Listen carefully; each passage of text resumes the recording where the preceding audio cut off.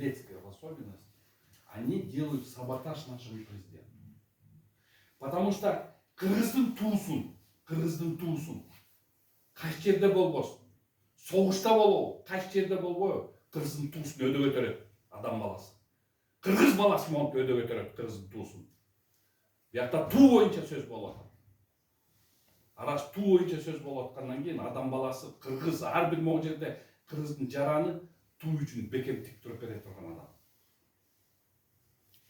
Ошондуктан ошол туу үчүн силер ошол жерден состав жок болгон жерде состав чыгарып атсаңар, анда эмесе следствияларга баа берип жүрчүмүн, биякта дагы эле ошол баа. Эки садист дегенде эле да.